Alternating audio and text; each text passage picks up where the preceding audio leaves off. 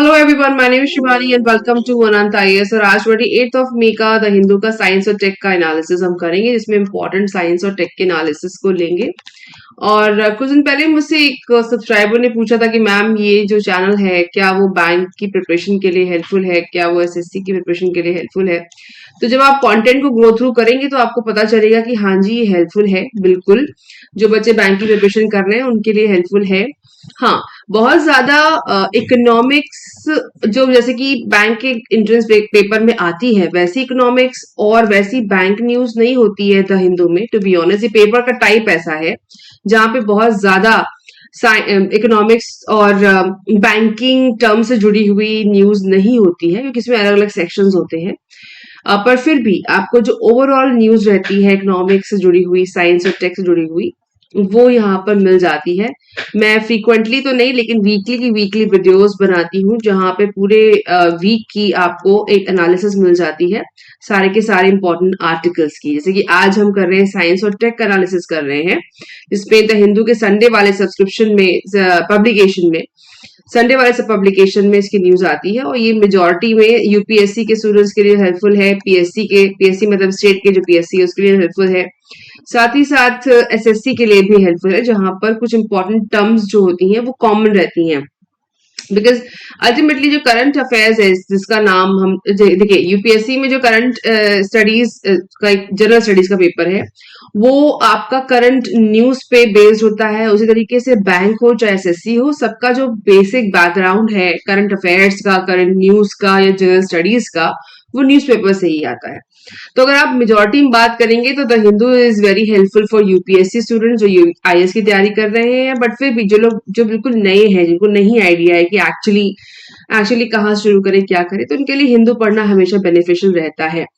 दूसरा पेपर है Indian express, जो मैं पहले डिस्कस कर चुकी हूँ। कई बार मैं चेंज करती रहती हूँ, इंटरचेंज कभी कभी, मतलब कि कुछ महीनों हिंदू आया, कुछ महीनों इंडियन एक्सप्रेस आएगा, सो दैट की आपको both aspects, you can cover both aspects of analysis, whether it is the Hindu or the Indian Express. At times I try to involve or inculcate few articles from Times of India and few articles from Indian Economics Times as well, ET, but majority में there will be Hindu and Indian express. ठीक है, तो आज का discussion शुरू करते हैं पहले आर्टिकल से। Cheetahs introduce without considering special ecology study.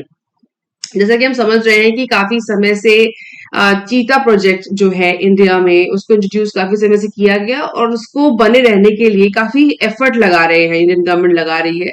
और उसी के चलते कुछ चीतास को अफ्रीकन नामीबिया से लेकर के यहाँ आया गया था और उनको रखा भी गया है कूनो नेशनल पार्क में, मध्य प्रदेश में जो है। लेकिन उनके जो कब्ज हैं, जो बच्चे हैं, बहुत ही अर्ली एज में उनकी डेथ हो रही है और सर्वाइव नहीं कर पा रहे हैं। उसका रीजन ये है कि रीनल इन्फेक्शन जो होता है उसकी वजह से ये सर्वाइव नहीं कर पा रहे हैं। ऑब्वियसली अगर आप देखें तो अफ्रीकन एनवायरनमेंट चीतास के लिए एंड इंडियन एनवायरनमेंट में फर्क है। तो उस प्रोजेक्ट को एनहांसमेंट देने के लिए, सर्वाइव करने के लिए एफर्ट लिया जा रहा है। थोड़ा सा इसको समझेंगे बिकॉज यूपीएससी में हो सकता है इस पे बेस एक क्वेश्चन बन जाए, जहां पे आपका प्री के लिए और मेंस के लिए एक बैकग्राउंड बनता है। मुझे ऐसा लग रहा है क्योंकि बहुत बार ये न्यूज आ रही है, तो हो सकता है कि आपको एनिमल टाइप्स में या मेंस की स्टडी में इस प्रोजेक्ट के बारे में पूछ लिया जाए। Now, almost 70 years after the Asiatic cheetah, so scientific name यहाँ पे दिया हुआ है, went extinct in India, चीता इंडिया में नहीं पाए जाते, एक्सटेंट हो चुके हैं। 8 cheetahs from Namibia and 12 from South Africa were introduced into Kuno National Park in MP in September 22 and February 2023 को लाए गए थे respectively. The intent was to establish a free-ranging population of cheetahs belonging to the subspecies Acinonyx zubatus. I think this is the right pronunciation. कुछ गलत है तो आप comments में लिखिएगा. Now 3 scientists from the Lebanese Institute for Zoo and Wildlife Research in Berlin, Germany, have pointed out serious shortcomings in the reintroduction plan. तो Germany के जो साइंटिस्ट हैं उन्होंने इसके ऊपर कुछ क्वेश्चन उठाए हैं। जो ये री इंट्रोडक्शन प्लान है, इसमें कुछ डाउट्स हैं, कुछ दिक्कतें हैं। The cheetah have been introduced in an unfenced area of about 750 square metre in the Kuno national park. तो कहना चाह रहे हैं कि चीतास जो लाए गए वहां से, उनको इंट्रोड्यूस किया गया अनफेंस्ड एरिया, उसके आसपास कोई फेंसिंग नहीं है, कोई रोक नहीं है, कोई दीवार नहीं बनाई गई है. In Kuno National Park, this area is surrounded by villages with livestock farmers. Using only the prey density in the national park, the carrying capacity for cheetah was calculated to be 21, which translates into 3 cheetahs per 100 square kilometer. ठीक है. कुछ दिक्कतें हैं, और दिक्कतों में ये है कि जो एरिया है वो अनफेंस्ड एरिया है, बट उसके आसपास जो है that area is surrounded by the local livestock farmers, villages etcetera. The writing in the journal Conservation Science and Practice, the researchers pointed out that such high cheetah densities have not been recorded for other free-ranging African cheetah population roaming in unfenced areas.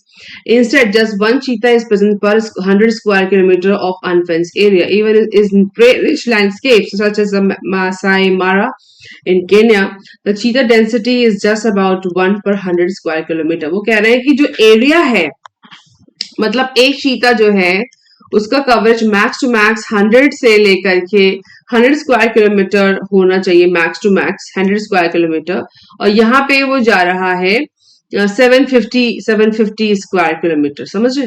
Square kilometre मतलब जिसका coverage area है वो काफी बड़ा है, जिसकी वजह से उनको जो रेंज है वो बड़ी मिल रही है. They that may be the reason they are not able to survive. ठीक है. नाउ स्पेशल ट्रिक्स टैक्टिक्स में लिख रहे हैं, according to research social special organization of cheetahs is such that adult cheetah males will have two distinct special tactics, either territory holders for floaters.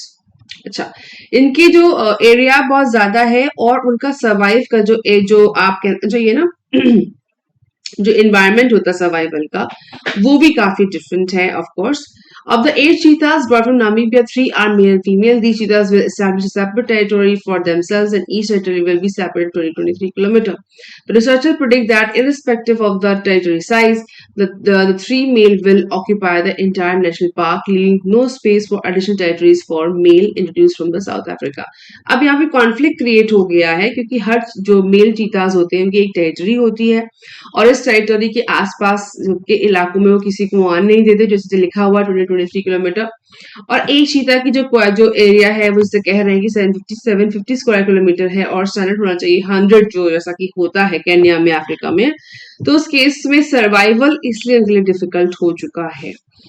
तो एक understanding वाला point आप समझ सकते हैं कि किसी वाइल्ड एनिमल के लिए, चीता जैसे वाइल्ड एनिमल के लिए एक एनवायरनमेंट, एक रेंज की जो बात की गई है वो भी इंपॉर्टेंट होती है सर्वाइवल के लिए. अब आते हैं इसके और एनालिसिस में. एक और आर्टिकल छपा, इसमें लिखा जा रहा है, why are cheetah cubs dying in Kuno reserve. Kuno reserve में क्यों मर रहे हैं चीता के जो बच्चे हैं, कब्स हैं, वो क्यों मर रहे हैं. स्टोरी क्या है? This week, 3 of the 4 cheetahs cubs that were born at the Kuno National Park, Madhya Pradesh, died from the natural causes. Natural causes death हो गई. In response, the government has constituted a new committee of experts that will monitor Project Cheetah. अब Project Cheetah आपको पता होना चाहिए, ये मेरे ख्याल में यूपीएससी के मेंस में इंपॉर्टेंट बन सकता है, पूछा जा सकता है. बहुत बार इस पे आर्टिकल्स पहले भी आ चुके हैं, आ ही रहे हैं, इंपॉर्टेंट है. ऑल्दो एक्सपर्ट ऐसा कहते हैं कि रीनल इन्फेक्शन की वजह से पहले कुछ चीतास की डेथ हुई थी, और अभी भी वही रीजन, उनमें से एक रीजन है, विच इज नेचुरल, बिकॉज उनका एनवायरनमेंट चेंज है, उनका रेंज चेंज है, उनका कवरेज चेंज हुआ है. That could be a possibility. Now why was project cheetah launch? इसको लॉन्च क्यों किया गया था? India cheetah relocation programme is perhaps among the most ambitious of its kind in the world. The attempt is to over the next decade में इस attempt ये लिया गया है कि अगले over the next decade bring in 5 to 10 animals every year. मतलब हर बार 10 bring in to 5 to 10 मतलब 5 से 10 animals को लाया जाएगा हर साल, until a self-sustaining population of 35, जब तक कि हम खुद की अपनी population 35 तक ना बना लें तब तक.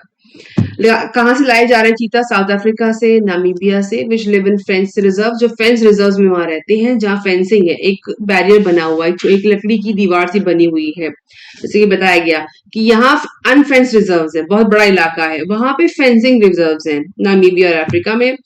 India's plan is to have them grow in natural unfence and condition. हम उसको एक ऐसी कंडीशन दे रहे हैं कि वहां कोई बैरियर ना हो, आराम से वो बैरियर ना हो, आराम से ग्रो कर सके. पर अफ्रीका में एनवायरनमेंट थोड़ा डिफरेंट है, or animals and especially designed enclosures to help the animals acclimatize to Indian condition.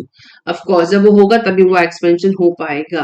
तो याद रखिएगा ये जो प्रोजेक्ट चीता है that is important for you for mains writing. आप इसे रेफर कर सकते हैं, इंपॉर्टेंट बनेगा. Now next आर्टिकल है iron fortification health risk of excessive iron intake. यहाँ पे कुछ वर्ड्स हैं जो अपने आप में इंपॉर्टेंट हैं और वही आपके लिए प्री में सवाल बना सकते हैं. मेंस के लिए भी आप हेल्थ वाइज सेक्शन में इसको यूज कर सकते हैं, पर मेरे ख्याल में इस तरह के न्यूज आर्टिकल्स जो साइंस और टेक के हैं वो प्री में न्यूज जरूर बनाते हैं. जो बच्चे इस बार तैयारी कर रहे हैं, ऑलरेडी प्री की तैयारी कर रहे हैं, उनके लिए ये इंपॉर्टेंट अभी नहीं, अगले साल के प्री के लिए इंपॉर्टेंट बन जाएगा ऑटोमेटिकली. बिकॉज अभी आप कवरेज नहीं ले रहे होगे, आप थोड़ा ठीक है तैयारी कर लेते हैं, अभी आप अपने प्रिपरेशन में ध्यान दे रहे हो, लेकिन फिर भी जो आर्टिकल्स हम छोड़ रहे हैं ना हर संडे को, वो आगे के लिए इंपॉर्टेंट बनते चले जाते हैं. I will show you how. Now, iron fortification, health risk of excessive iron intake. ये कहना क्या चाह रहे हैं कि जब आप ज्यादा आयरन का इंटेक करते हो तो आपके लिए हेल्थ रिस्क बढ़ जाता है, राइट? और इसके लिए क्या है, आयरन फोर्टिफिकेशन जरूरी है. अब पहले देखते हैं कि आयरन फोर्टिफिकेशन क्या चीज है. Now, what is iron fortification of food? ये प्री के लिए इंपॉर्टेंट बनता है, सीधे पूछा जा सकता है. Iron fortification of food is a methodology और या मेथड भी बोल सकते हो आप. So iron fortification of a method of a food is a methodology utilized world wide to address iron deficiency. Iron deficiency को एड्रेस करने के लिए एक मेथड का यूज होता है जिसे कहते हैं आयरन फोर्टिफिकेशन. ठीक है. A critical problem in some food fortification programme is a lack of bioavailability of iron compounds. ठीक है. This article reviews presentations on iron fortification programs in America. ये अमेरिका का नहीं, इंडिया की बात हो रही है ये, लेकिन कॉन्सेप्ट वहीं का है. And technical and practical barriers faced by the programs. Now the point is here, इस पिक्चर में आप देखोगे, यहाँ पे पिक्चर में लगाई, यहाँ पे एक आयरन, यहाँ पे एक केज जैसा बना हुआ है. देखिए फोर्टिफिकेशन शब्द आता है, फोर्टिफिकेशन या फोर्टिफाइड या फोर्ट का मतलब होता है किला, राइट? एक किला सा बना देना, किसी के आसपास एक किला सा बना देना ताकि बाहर से कोई अंदर ना आ सके और अंदर से कोई बाहर ना जा सके जब तक उसको अप्रूव ना किया जाए, राइट? तो डेफिनेशन क्या है, एक तरह की प्रोटेक्शन देना, उसको गार्ड करना. तो जिन लोगों में आयरन की डेफिशिएंसी है उसको एड्रेस करने के लिए इस मेथड का यूज होता है जिसे कहते हैं आयरन फोर्टिफिकेशन. ठीक है.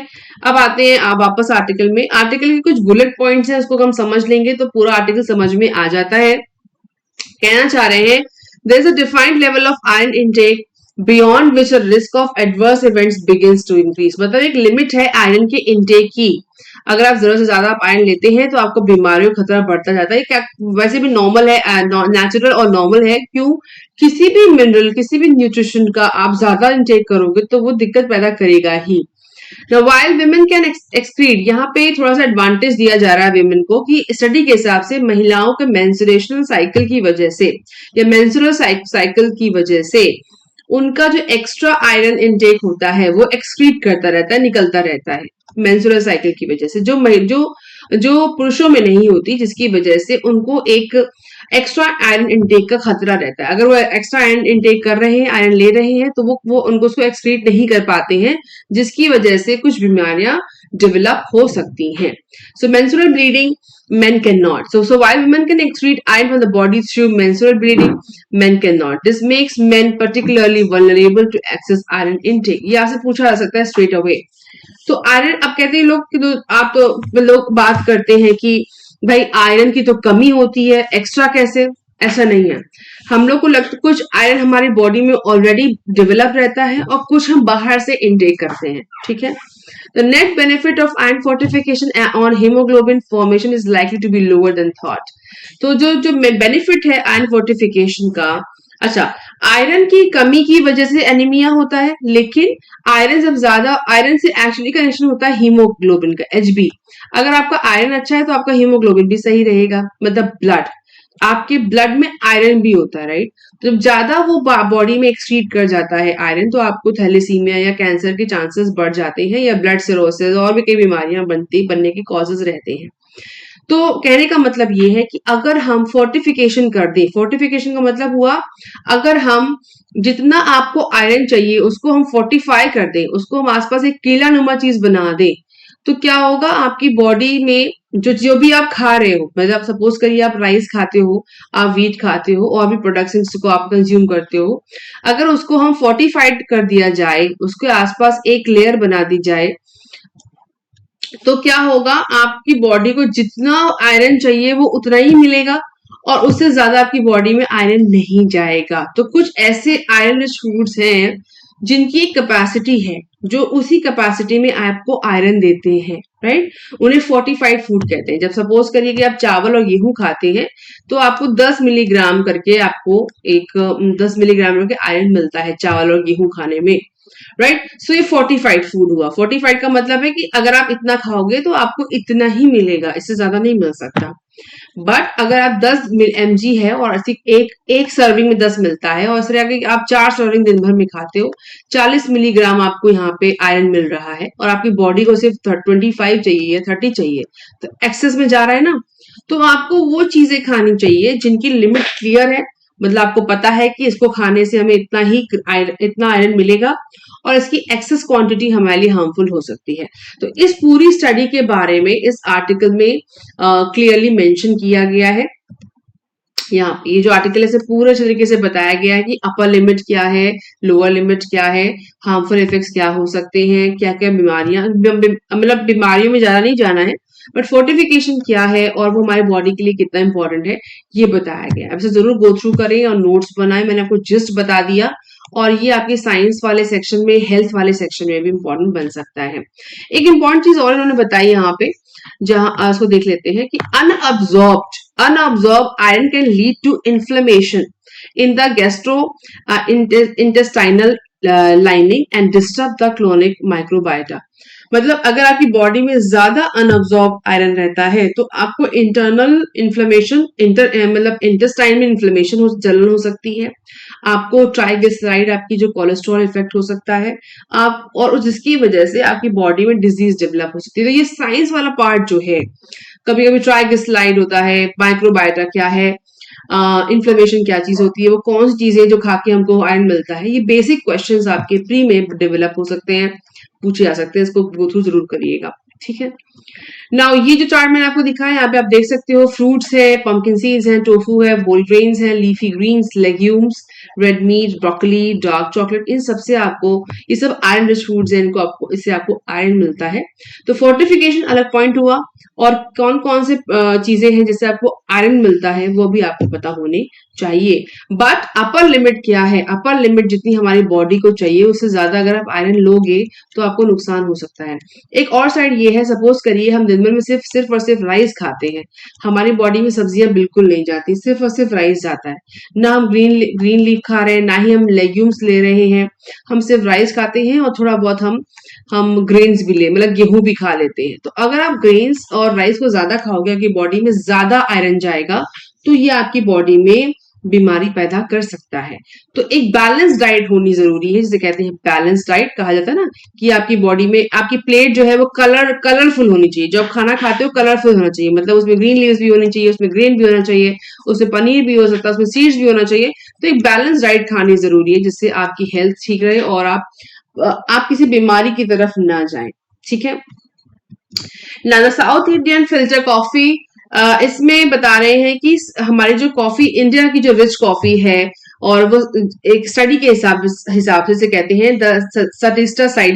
इस साइट को मैंने भी विजिट किया है, सटिस्टा साइट है, यहाँ पे काफी अच्छा डेटा पब्लिश होता है। तो बालासुब्रमण्यन साहब कह रहे हैं कि हमारे जो इंडिया है वो 6th लार्जेस्ट प्रोड्यूसर है कॉफी में, Brazil, Vietnam, Colombia, Indonesia, Ethiopia और होंडुरास के बाद। तो डेटा पता होना जरूरी है, हमने पता कर लिया।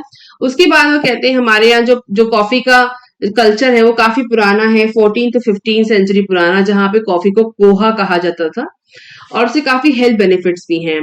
बट हमारे यहाँ साउथ इंडियन कॉफी में एक मिक्सचर ऐड किया जाता है कॉफी के साथ, जिसे कहते हैं चिकोरी पाउडर। चिकोरी पाउडर क्या चीज होती है, वो एक हर्ब है जिसका जो नेटिव यूरोप और एशिया का ही है, और उसके जो रूट्स हैं वो काफी अच्छे हैं, कंटेन करते हैं इनुलिन को, एक उसमें टाइप मिलता है इनुलिन का जो एक न्यूट्रिएंट है, और वो हमारी बॉडी के लिए काफी हेल्पफुल है। हमको स्टार्ची सब्सटेंस होता है और वैरायटी और काफी फ्रूट्स अलग फ्रूट्स में मिलता है, लेकिन chicory root has a mild laxative effect and decrease swelling, जो स्वेलिंग को कम करता है।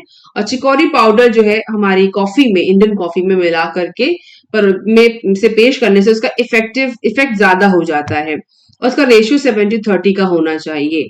नाउ चिकोरी जो है वो उत्तर प्रदेश और गुजरात में उगाई जाती है, ये उनको पता होना चाहिए। और कॉफी के कई कई और इफेक्ट भी इन्होंने बताए हैं। वैसे ये कहते हैं कि coffee is a health drink that reduces the type of risk of type 2 diabetes and several age related disease को भी हेल्प करता है। तो कॉफी अगर आप एक लिमिटेड नंबर्स में या कहना सर्विंग्स में लेते हैं तो ये एंटी ऑक्सीडेंट है और साथ ही साथ आपके स्टमक सेल्स को भी इंप्रूव करता है, डैमेज सेल्स को इंप्रूव करता है कॉफी। चिकोरी पाउडर के साथ भी ले सकते हैं और टाइप 2 डायबिटीज के लिए काफी हेल्पफुल है। बट कुछ लोग 6-7 कप कॉफी पी रहे हैं, वो हेल्पफुल नहीं है। Of course 1 or 2 serving, like 2 cup of coffee if you're taking which is natural coffee, not a that is not processed one। जो ये जिस कॉफी की ये बात कर रहे हैं वो बिल्कुल साउथ इंडिया की नेचुरल कॉफीज की बात है, जो फिल्टर कॉफी वहां मिलती है। तो अगर आप उसे एक लिमिटेड लेवल पे लेते हैं तो टाइप 2 डायबिटीज का खतरा कम करती है, साथ ही साथ आपकी कई और डिजीज को भी सप्रेस करती है। ठीक है।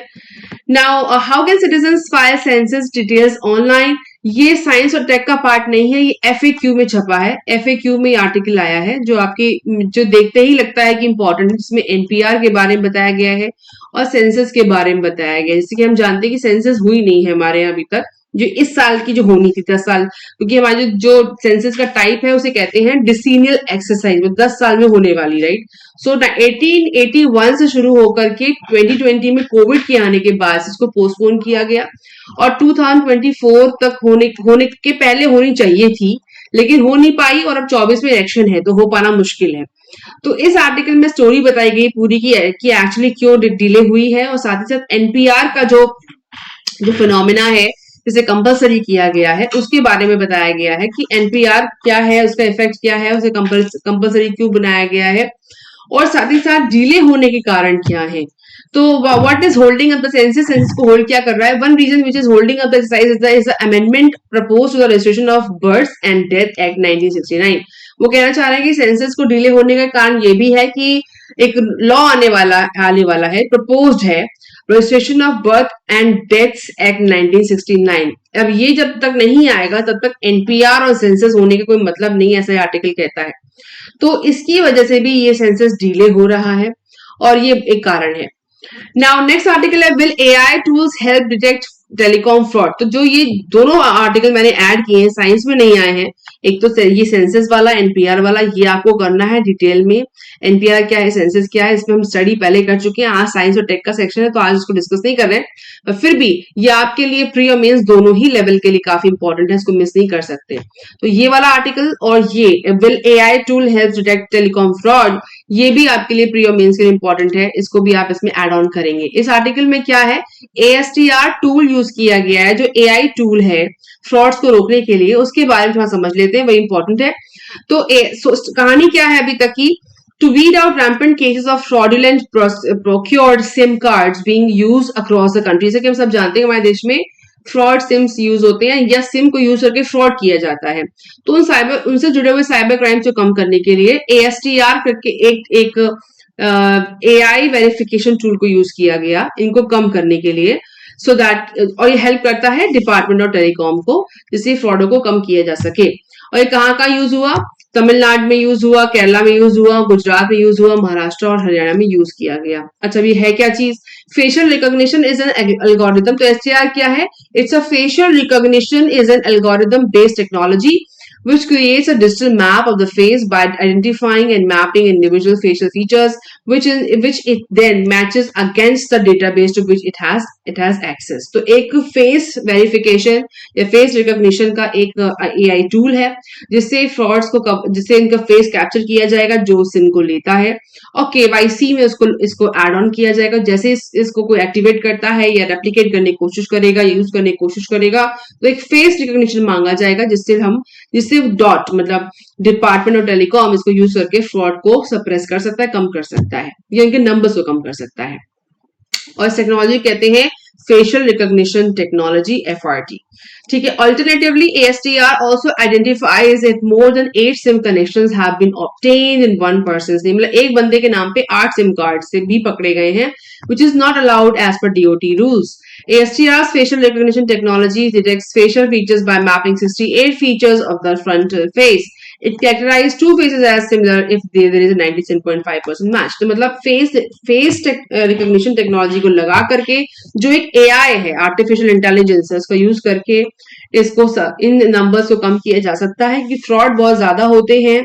नकली सिम कार्ड या कई सारे सिम कार्ड्स को यूज करके फ्रॉड किए जा सकते हैं. उसको सप्रेस करने के लिए ये एक बढ़िया चीज है जिसे AI भी कहा जाता है. आपको पता होना चाहिए कि ASTR क्या है और कहाँ यूज हो रही है. जब टेक्नोलॉजी पता होगी तो मेंस में भी आप लिख पाओगे कि भैया इसको यूज करने के बाद हमें क्या फायदे हो सकते हैं. उसके बाद 3 बॉक्सेस आपको राइट हैंड साइड में साइंस वाले सेक्शन में मिलते हैं. छोटे छोटे बॉक्सेस होते हैं लेकिन उन बॉक्सेस में काफी काम की चीज होती है. काफी न्यूज ऐसी होती है जो बिल्कुल आप अवॉइड कर सकते हो, लेकिन कभी कभी सवाल वहीं से बनते हैं, तो मैं उनको कभी मिस नहीं करती हूँ. As arctic worms, female arctic squirrels and hibernation. Hibernation का मतलब होता है कि आप एक डीप स्लीप के जाने के पहले की कंडीशन में चले गए हो. एक होता है स्लीप, एक होता है हाइबरनेट, मतलब आपकी आंखें खुली हैं पर आप सो रहे हो. ये होता है स्क्विरल्स में. और कई और भी ऐसे टाइप्स के जानवर हैं, आर्कटिक में नहीं, और भी चूहों में भी, चूहों में और कई गिनी पिग स्टाइल के जिनको माइस की कैटेगरी में रखा जा सकता है, उन कैटेगरी के जानवरों में ऐसा होता है. और आर्कटिक की स्टडी के हिसाब से बताया गया कि फीमेल आर्कटिक स्क्विरल्स जो है उनका हाइबरनेशन जल्दी खत्म हो रहा है जैसे जैसे पृथ्वी का तापमान या ग्लोबल वार्मिंग की वजह से उसका तापमान बदल रहा है. तो ये स्टडी साइंस में छपी है. कहना चाहते हैं as Alaskan permafrost worms hibernating Arctic ground squirrels generates less heat, causing females to emerge from hibernation up to 10 days before their male counterparts. मतलब कहना चाह रहे हैं कि जैसे कि जो उनकी बॉडी की हीट है, जैसे जैसे अलास्का की बर्फ पिघल रही है, परमाफ्रॉस्ट पिघल रही है, बर्फ गर्म होती है, वैसे वैसे उनकी बॉडी की जो हीट है वो भी कम जनरेट होनी चालू होती है, जिसकी वजह से जो फीमेल काउंटर पार्ट्स हैं मेल काउंटर पार्ट्स के स्क्वायरल्स में, उनकी हाइबरनेशन जो नींद है वो पहले टूट जाती है. अब आप कहेंगे कि इसमें सवाल क्या है? सवाल क्या बन सकता है? सवाल बन सकता है व्हाट इज हाइबरनेशन, और हाइबरनेशन की जो कंडीशन है वो किन जानवरों में देखने को मिलती है, ये पूछा जा सकता है. जैसे कि कहा जाए अगर आपसे कि hibernation, squirrel, yes, hibernation is the condition which we can see in squirrels. So answer is yes. Squirrels में hibernation की condition होती है. And if I'm not wrong, polar bear या bear अगर आप कहें, polar bear में भी सेम चीज होती है. बेयर में भी चीज देखी गई कि हाइबरनेशन की कंडीशन जो आर्कटिक साइकिल में जो या इलाके में एनवायरमेंट में जो जानवर रहते हैं वहां पे हाइबरनेशन उन जानवरों में देखने को मिलता है. और अगर मैं गलत नहीं हूं, इस पे एक सवाल पहले बना है. तो इस तरह के सवाल आपसे पूछे जा सकते हैं कि अगर आप इसको नहीं पढ़ेंगे तो आपको आइडिया नहीं आएगा, और आइडिया आएगा तो आप रिवाइज कर पाओगे, तो इसलिए पढ़ना जरूरी है. The soil microbiota bolster tree resilience to changing climate. तो कहना चाह रहे हैं कि soil microbiota transplanted from more stressful environment conditions can enhance tree tolerance to changing climate. देखिए सब क्लाइमेट की कहानी चल रही है. तो सॉइल जो बॉस्टर्स ट्री हैं, जो जिनको सॉइल माइक्रोबायोटा ट्रांसप्लांटेड ट्रीज हैं, अभी एक साइंस का टाइप है, अगर उसमें आप नहीं भी जाओगे that is all okay. But कहना क्या चाह रहे हैं कि क्लाइमेट चेंज की वजह से कुछ जो ट्रीज हैं, ट्रांसप्लांटेड ट्रीज हैं, उनमें ये जो सिनेरियो देखा गया कि वो रिजिलियंस है, क्लाइमेट चेंज से रिजिलियंस है, मतलब अडेप्टेबल है, अडेप्ट कर सकते हैं. रिजिलियंस का मतलब होता है you are adaptable. The word यहाँ यूज हुआ that is resilience. So resilience is a word which is helpful for writing in mains as well. Resilience हो गया, adaptable हो गया, flexible हो गया. So ये that forest restoration में देखा गया कि soil microbiota transplanted trees are more resilient to changing climate. To change climate or global warming straight away. Now restoring natural control of movement after paralysis. तो कहना चाह रहे हैं कि an implant that restores communication between brain and spinal cord can help a patient with paralysis of the arms and leg to stand and walk naturally.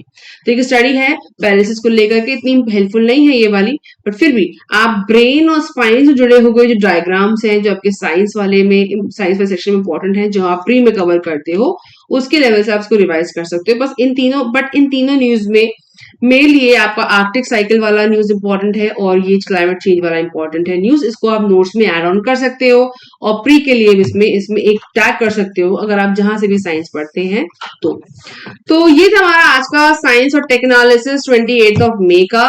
और with more analysis and more detail analysis I will be coming in next week. So मिलते हैं next video में.